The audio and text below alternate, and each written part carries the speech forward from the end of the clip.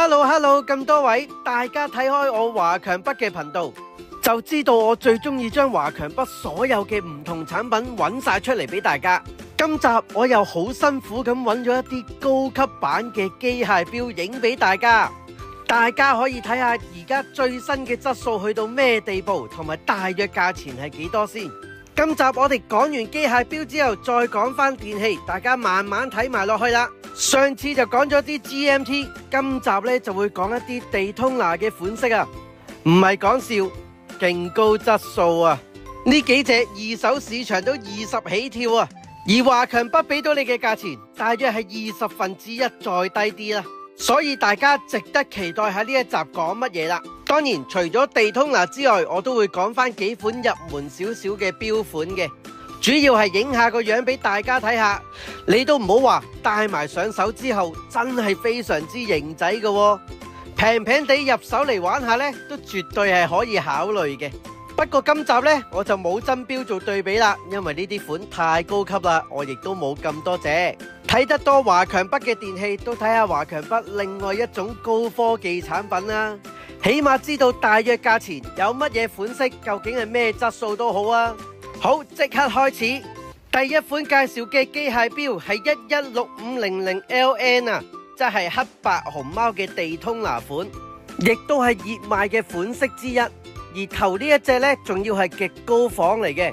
今日介紹嘅款式呢，就高質素好多噶啦，就同上次唔同，全部都係高質版或者極高質版嚟嘅，價錢就大約2至5千蚊。淨係揾到呢啲錶款影俾大家都搞咗好耐啊！咁個定價點樣嚟嘅呢？除咗外形之外，佢個機芯都會有分別嘅。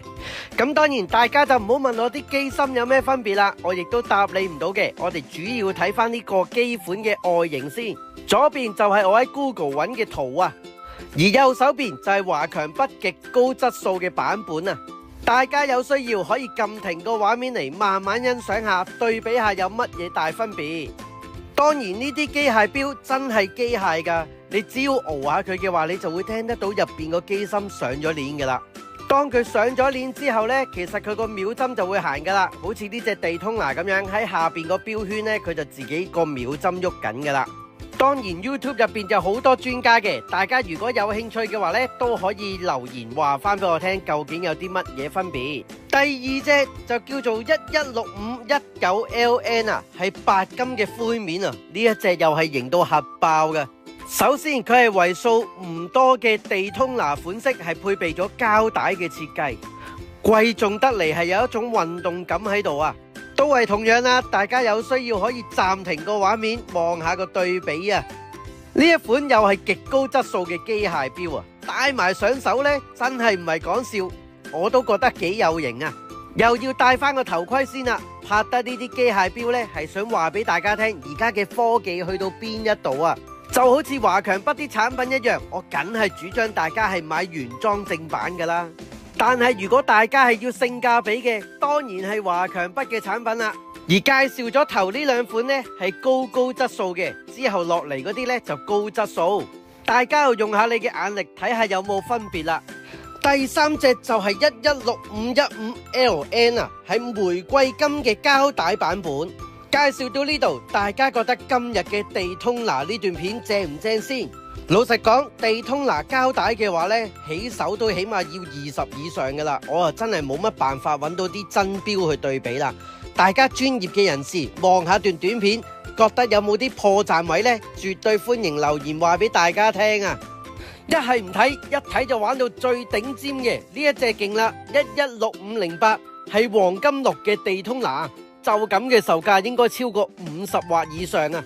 另外值得一提嘅就係所有嘅手錶呢，除咗錶面錶玉非常之相似之外呢，佢啲錶冠啊、logo 啊、錶帶啊，手感、重量、質量都非常之高嘅。華強北絕對係你一個想象唔到嘅地方。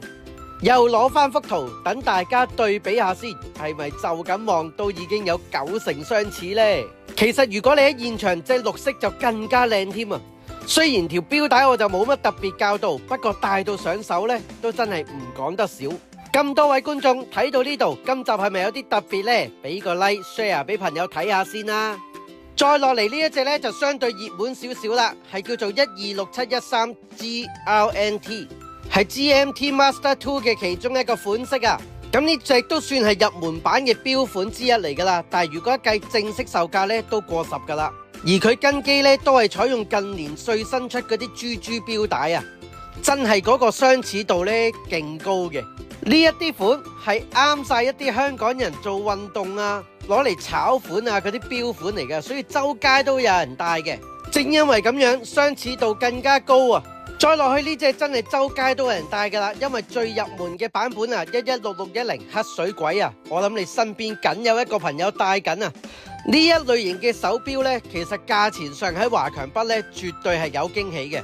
但係始終一分錢一分貨，如果你諗住幾嚿水就可以買到呢啲質素呢，咁就真係冇可能嘅。但係又調翻轉，2000零蚊可以買到隻咁高質素嘅機械錶呢，又絕對唔貴嘅喎。而最後仲有2款，就同黑水鬼差唔多一樣噶啦，就係 GMT Master 2嘅6針啊。而華強北嘅款呢，係做得好貼地嘅，佢有舊式嘅鋼帶錶款啦，新式嘅珠珠錶帶款呢，同樣你都可以選擇。亦都部分嘅 model 咧，會因應佢嘅機芯唔同咧，亦都有價錢上有少少差異嘅。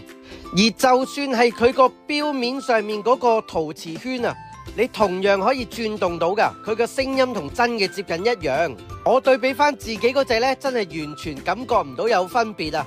好，咁今集為大家介紹下華強北嘅機械錶咧，呢一段就去到呢度啦。我哋之後落嚟就睇翻我哋